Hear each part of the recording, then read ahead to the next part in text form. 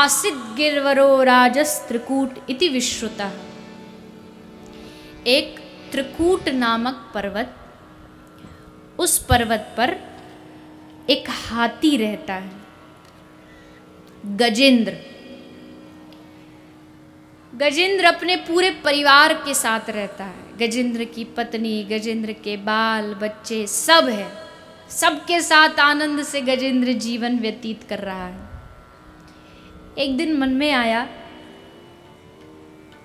अरे बड़ी गर्मी पड़ रही है, चलो थोड़ा पिकनिक मना के आते हैं। परिवार वालों को साथ लेकर के आज पर्वत के नीचे एक बड़ा सुंदर सरोवर है, वहां स्नान के लिए आया है। स्नान के लिए आया, आकर के सारे परिवार के साथ स्नान करने लगा, नहा रहा है, बड़ा आनंद में है। आहा, इस दुनिया में सबसे सुखी हम हैं। देखो हमारा शरीर इतने शक्तिशाली, हमारी पत्नी, हमारे बालक, हमारे रिश्तेदार सब हैं हमारे आसपास, खूब आनंद में निमग्न है, डूबा हुआ है, कुछ होश नहीं। लेकिन तभी उस सुख में एक बाधा आई। बाधा क्या आई? एक ग्राह, मगरमच्छ, मगर ने आकर के इस गजेंद्र का पांव पकड़ लिया, कस के पैर पकड़ लिया और इस गजेंद्र को ऐसा जकड़ा कि अब जब ये जल से बाहर, परिवार वाले तो निकल गए, अब जब गजेंद्र बाहर निकलने का प्रयास कर रहा है, अब उसका बल खत्म हो गया। अब बाहर निकले तो निकले कैसे? बड़ा अभिमान था इसको अपने बल का, पर आज चूर चूर हो गया अभिमान। ग्रहा भी कम नहीं था, इसे खींच रहा है पानी के भीतर। ये बाहर निकलने का प्रयास करता है। पहले इसने अपना बल लगाया कि मेरे अंदर खूब बल है, पर हार गया। फिर स्वजन बल, जब आदमी शरीर से हार जाता है ना, तो नजरें किस तरफ जाती है? परिवार बचाएगा, मेरे अपने बचाएंगे। पर माफ करना, ये कहने के लिए किसी को बुरा लगे तो लगे, स्वार्थ लाग करहीं सब प्रीति। इस दुनिया में जितने भी मेरा कहने वाले, कहलाने वाले हैं ना, सब स्वार्थ से जुड़े हैं, सबका अपना अपना स्वार्थ है। इस संसार में कोई रिश्ता बिना स्वार्थ के नहीं चल सकता, सबको अपना स्वार्थ है। सुर मुनि जन सबकी यह रीति, स्वार्थ से ही जुड़े हैं सब एक दूसरे से। स्वार्थ ना होता तो कोई किसी को अपना नहीं कहता, और वो स्वार्थ हमें देखने को भी मिलता है। जीवन में कितनी बार देखने को मिलता है कि अपना ही परिवार ठोकर मार देता, धक्के मार देता, पर फिर भी नहीं सुधरते। बालक दुत्कार रहे हैं, फिर भी समझ में नहीं आता कि हमारे एकमात्र ठाकुर हैं, अब तो उनकी शरण पकड़ ले। नहीं, बेटा मेरा, ये मेरा, वो मेरा, मोह नहीं छूटता है। आदत ऐसी बन चुकी है कि मोह नहीं छूटता, ऐसा मोह पकड़ लेता, हर चीज अपनी लगती है, जबकि वास्तविकता में कोई भी वस्तु, मेरी उम्र तो बहुत कम है, आप कुछ लोग तो खूब बुजुर्ग यहाँ बैठे हैं, अपने जीवन से लगा लीजिए, दुख की घड़ी में, सुख की घड़ी में कौन अपना साथ देता है? हाँ, एक अपना है जो कभी हाथ नहीं छोड़ता। चाहे तुम कितने भी कष्ट में हो, कितनी भी बाधा में हो, तुम ना देख पाओ वो अलग बात है। एक भक्त कह रहा, ठाकुर जी से शिकायत कर रहा था कि प्रभु, मैं जब भी चलता था तो जमीन पर 4 कदम मुझे दिखाई देते थे, छपे रेत में। मैं समझ जाता था इसमें 2 कदम मेरे हैं और 2 आपके।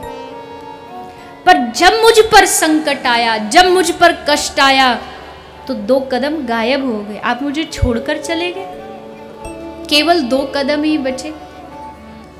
तो ठाकुर जी ने मुस्कुराते हुए कहा, रे पगले, मैं तुझे छोड़ के चला गया जब कष्ट आया तो? अरे पगले, मैं तुझे छोड़ के नहीं गया, वास्तविकता समझ, जब कष्ट आया तो मैं चला और तू उस समय मेरी गोदी में था। मैं गोद में लेकर के तुझे चल रहा था कि तुझे कष्ट ना आए। गिरने ही वाले होते कि ठाकुर जी आके हाथ पकड़ लेते हैं। नहीं, इसे तो गिरने नहीं दूंगा, ये तो मेरा है। द्रौपदी की लाज जाने ही वाली थी, पर दोनों हाथ उठा के उसने कह दिया, मुरारी मेरो क्या बिगड़ेगो, जाएगी लाज तिहारी। मेरा क्या बिगड़ेगा, अरे हम तो नंगे पैदा हुए थे, नंगे हो भी जाएंगे तो क्या फर्क पड़ता है, इज्जत तेरी जाएगी। लोग तुझ पर प्रश्न उठाएंगे कि देखो इसने अपने शरणागत को ऐसे छोड़ दिया। ठाकुर कहते मेरी प्रतिज्ञा है, अपनों मान भले टल जाए, पर भगत का मान न टलते देखा। जिसकी वक्र भ्रकुटी के भय से सागर सप्तु बलते देखा, उसको ही यशोदा के डर से अश्र बिंदु दृग ढलते देखा। जिसकी बौह से समुद्र में तूफान आ जाए, वो भक्त के वश में, मैया के वश में होके रो रहा है, आंखों से अश्रु गिरा रहा है। भगत मेरे मुकुट मणि, ठाकुर कहते मैं भक्तों को सर का ताज बना के रखता हूं अपने माथे पर, चरणों में नहीं रखता भक्तों को, मैं चरणों में रहता हूं, उसको तो मैं अपना सर का ताज बना के रख। भगत बनो तो पहले भगत बन तो जाएं, फिर देखो ठाकुर क्या करते भक्त के साथ। कभी गिरने नहीं देंगे, कभी कोई संकट आ जाए, भले दुनिया साथ छोड़ दे, भले अपने छोड़ दे, भले शरीर साथ छोड़ दे, पर ठाकुर जी साथ नहीं छोड़ेंगे। कितनी बार दुनिया की सच्चाई हमने देखी, जब जरूरत थी सबसे ज्यादा हमें अपनों की, तब वो हमसे दूर चले गए। फिर भी जागृति नहीं हुई, फिर भी वही अच्छे लगते, फिर भी लगता ये अपने और वो तो पराया है। गजेंद्र भी पागल हो गया था उस माया में, उसे लगा अरे मेरा परिवार तो है, ये तो बचा लेगा। लेकिन जब महीना बीता, साल बीता, वर्ष बीता, तो अपनों ने भी सोचा अरे ये तो मरेगा, इसके साथ हम कब तक मरेंगे, चलो घर चलते हैं।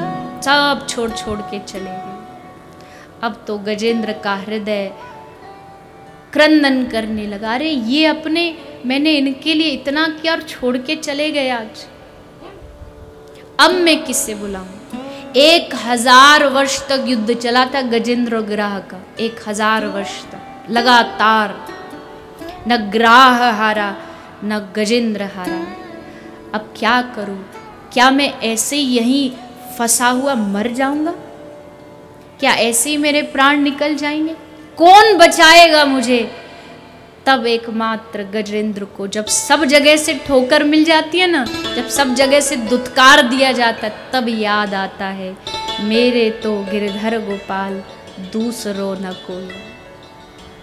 तब आंखों से अश्रु गिरे गजेंद्र के, रो रहा है आज गजेंद्र, पशु हो करके आंख से आंसू गिर रहे हैं और अपने भगवान को पुकार रहा है, हे प्रभु आपके अलावा मेरा कोई नहीं है, एकमात्र आप मेरे हैं और आप ही मुझे बचा सकते हैं। हे भक्त वत्सल, हे प्रभु मैं हार गया, मेरा शरीर देह हार गया, मैं परिवार से हार गया, अपनों से हार गया, अब एकमात्र मेरे आप हो, आप आकर के मेरी रक्षा करो। ये प्रतीक्षा कर रहा है गजेंद्र, कब ठाकुर आए, कब प्रभु आए। पतित पावन मोहे शरण में लीजो, नाथ सखा हरि दर्शन दीजो।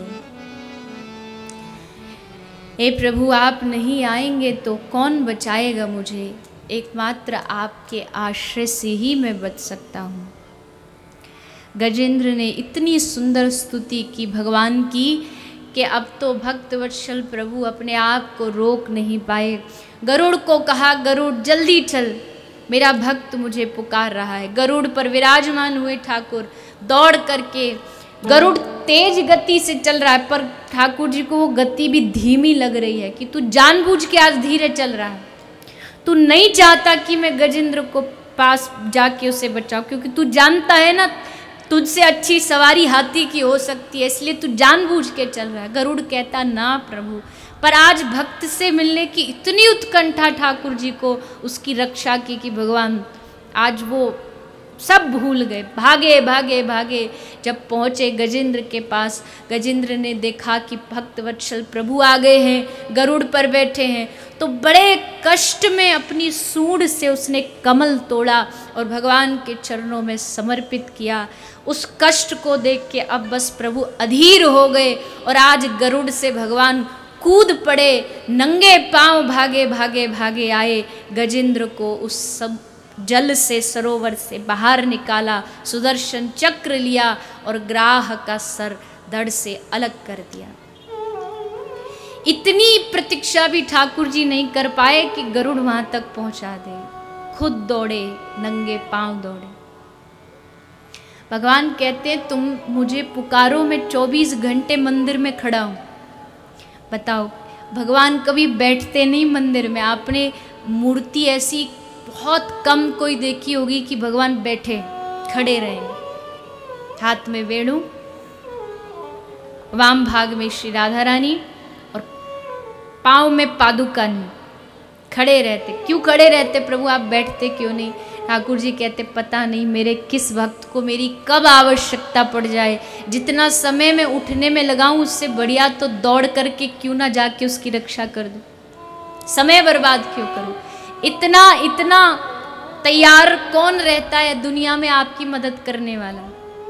पता नहीं, आधी रात को फोन आ जाए तैयार रहते हैं मदद के लिए। अरे ये छोड़ो, तुम फोन करोगे भी ना कि भैया आ जाओ, हमें आपकी आवश्यकता, कुछ ज़रूरत है, तो 50 बहाने में, भैया गाड़ी में पेट्रोल नहीं है, आजकल तो वैसे भी महंगा हो रहा है,